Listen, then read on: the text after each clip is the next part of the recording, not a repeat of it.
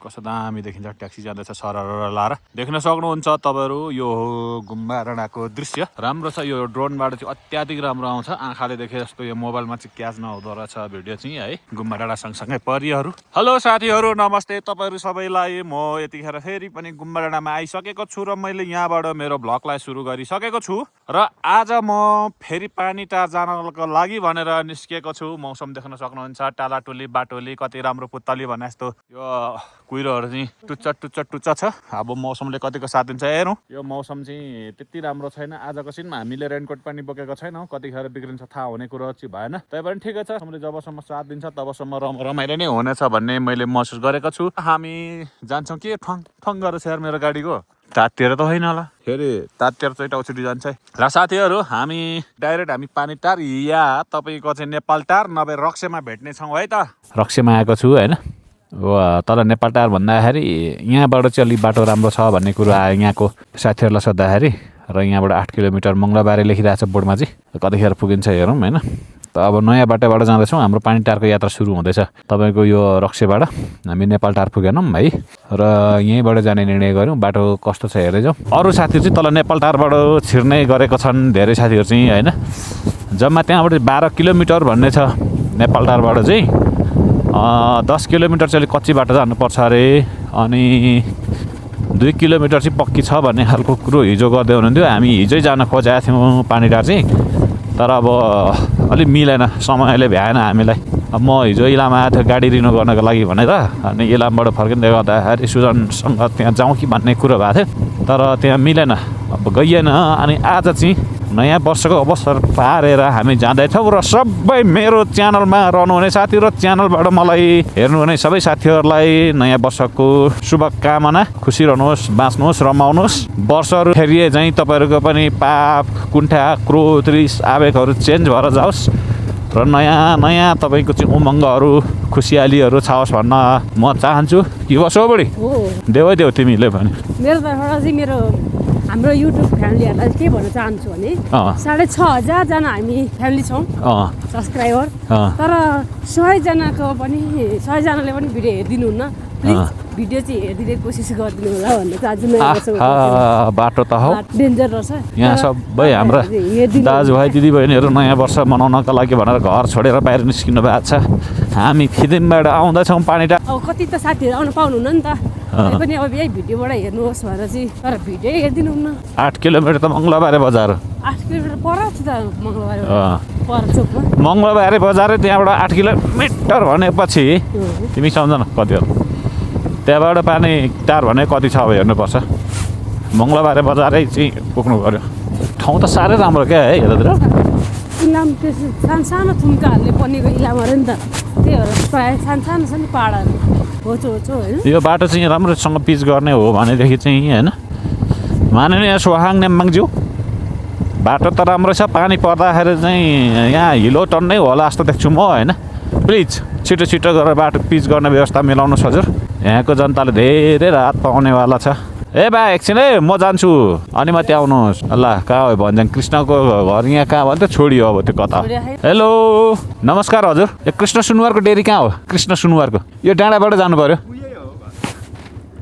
रोक त जाउँ त एकछिन यसको चाहिँ बेहोरा यही खराब छ कि कहाँ र कहाँ टाँसिहाल्ने कि झटार हान्ने बेला त्यही त चुम्बक हुन्छ ए मास्तिर हो त उहाँ घरैमा हुनुहुन्छ जाने त्यहाँ के दोकान हो तपाईँको यहाँ माथि अरू जानु पर्ने कोही हुन्न कि कृष्ण कुमार सुन मुखिया कृष्ण कुमार मुखिया लेखिरहेको छ कुकुर भुगेर निस्किन्छ र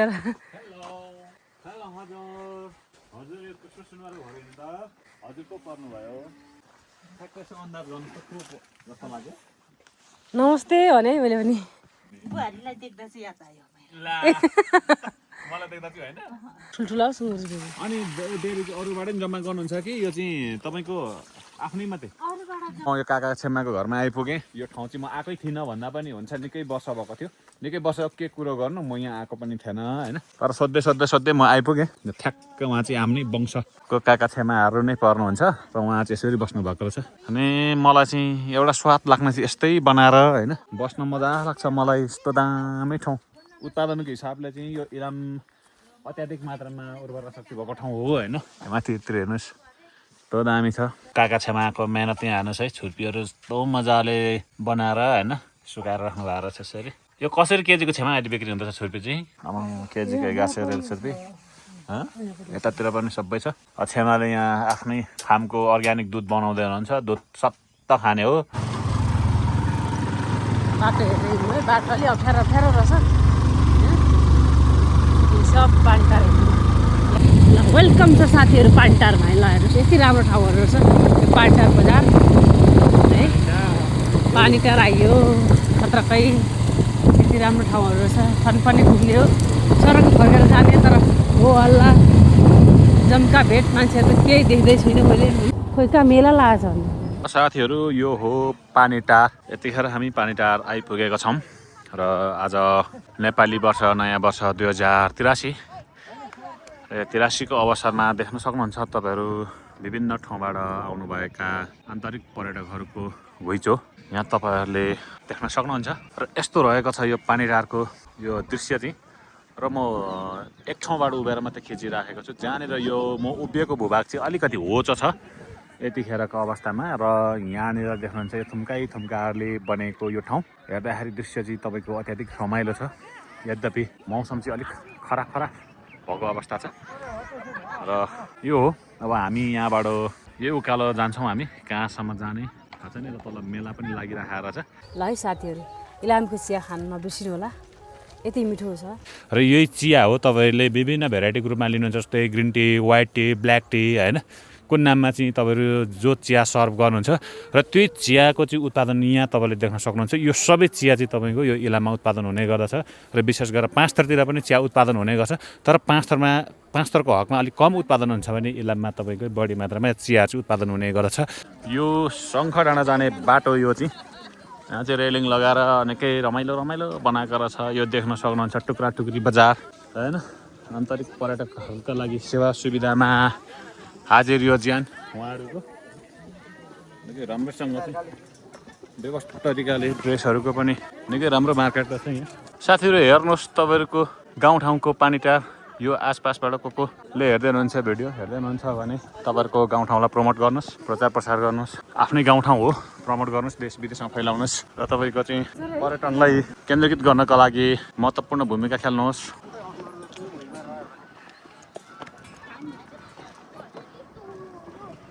पानीटारको शङ्ख पार्क यो शङ्ख पार्कमा चाहिँ तपाईँहरूको आन्तरिक पर्यटकको घुइँचो निकै बाक्लो देख्न सक्छौँ हामी र यहाँबाट हेर्दाखेरिको अवस्था यस्तो छ पानीटारको यो बिचमा उम्रेको झारहरूले अलिकति छेक्दो रहेछ यसलाई होइन र यो साइड हेर्दाखेरि चाहिँ अलिक रमाइलो देखिन्छ क्या तुफान उडेर गयो त घोडा त बिना धनी पनि घोडा त ब्रुक उफ्रेर लिएर गयो होइन मलाई नै लडाउँला जस्तो गर्दै गयो जे भए पनि यो ठाउँतिर चियाची बवाल हुने हो क्या बवाल तरिकाले नै हुने हो होइन अब यहाँको कृषकहरूको आम्दानीको स्रोत चाहिँ चियाची बवालै भन्ने हो होइन ल साथीहरू हामी फर्किसक्यौँ अब चाहिँ पानीटारबाट धेर हामी यहाँ भुल्ने काम पनि गरेनौँ यहाँदेखि उदो चाहिँ मेला मात्रै रहेछ जति घुम्नु पर्ने थियो हामी घुमिसक्यौँ घुमिसके पछाडि पुनः कमब्याक गऱ्यौँ अब हाम्रो फेरि रमाना सिक्किमतिरै हुन्छ आजको 83 सालको वैशाख 1 गतेको यस्तो नै रह्यो होइन आउन हो जो यो छोरी मान्छेहरूलाई चाहिँ टिकटक बनाएर चाहिँ नगाउने क्या